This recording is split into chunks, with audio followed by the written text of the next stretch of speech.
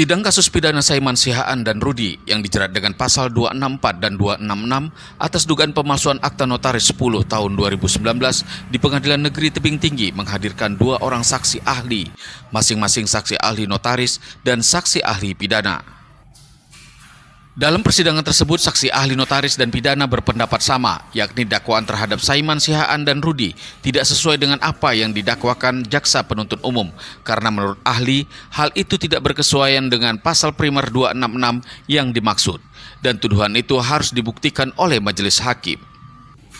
Sidang menghadirkan saksi ahli notaris dan pidana atas kasus nomor perkara 136-B/2024-PN-TBT atas nama Saiman Sihaan dan Rudi berlangsung di ruang sidang Pengadilan Negeri Tebing Tinggi, Sumatera Utara. Saksi ahli notaris dan saksi ahli pidana yang hadir masing-masing Iksan Lubis SH.MH dari kantor notaris dan saksi ahli pidana M. Arif SH.MH memberikan kesaksian ahlinya di ruang persidangan PN Kota Tebing Tinggi, Sumatera Utara. Kuasa hukum Saiman Sihaan dan Rudi meminta kehadiran kedua saksi ahli ini menjadi pertimbangan majelis hakim atas kasus yang dijalani Saiman Sihaan dan Rudi dalam kasus pidana pasal 264, 266 atas dugaan pemalsuan akta notaris 10 tahun 2019 tersebut. Sidang yang mendengarkan keterangan saksi ahli notaris dan ahli pidana itu juga turut dihadiri Jaksa Penuntut Umum Juanda Panjaitan SH.MH, Ketua Majelis Hakim Leni Lasminar SH.MH, serta Hakim Anggota Jepania SH dan Delima SH. Keterangan saksi ahli notaris Iksan Lubis SH.MH dalam persidangan mengatakan dalam pasal yang didakwakan jaksa penuntut umum itu menurut ahli notaris tidak sesuai dengan apa yang didakwakan jaksa penuntut umum karena menurut ahli hal itu tidak berkesesuaian dengan pasal primer 266 dimaksud. Keterangan senada juga disampaikan saksi ahli pidana M. Arif SH.MH di depan Majelis Hakim Pengadilan Negeri Tebing Tinggi itu, namun Arif menambahkan kesemuanya itu menurutnya harus dibuktikan oleh majelis hakim. Sementara menurut kuasa hukum Saiman Sihaan dan Rudi, Jainuddin Herman SH, Suhardi Matondang SH, dan Roy Fernando SH mengatakan Saiman Sihaan dan Rudi wajib dibebaskan karena tidak terbukti adanya kerugian yang diderita si pelapor.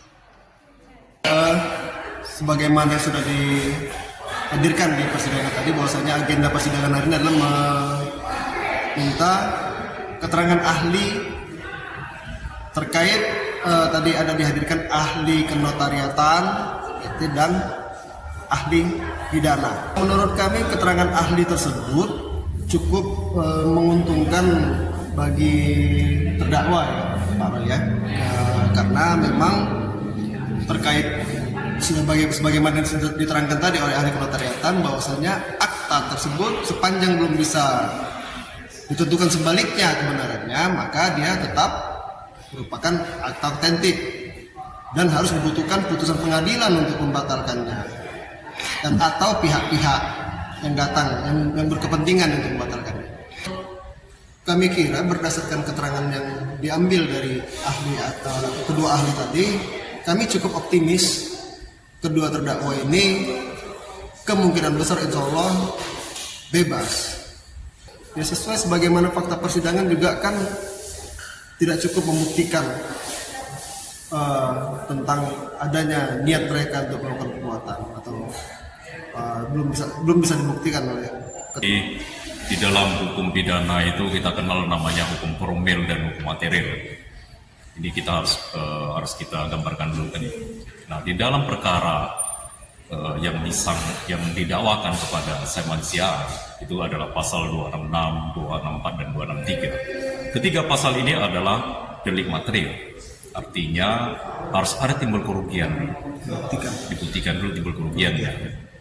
Nah, dari selama persidangan yang kita ikuti selama ini, baik itu keterangan daripada saksi korban bahwa kerugiannya itu ya belum bisa dibuktikan kerugian apa yang dia miliki. Nah, begitu juga pemeriksaan saksi yang lain.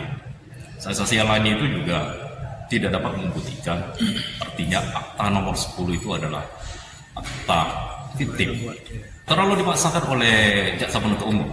Ya, kami berharap artinya majelis hakim ini melihat fakta-fakta yang benar, dan mungkin kami juga berharap kepada majelis artinya majelis hakim itu adalah wakil Tuhan.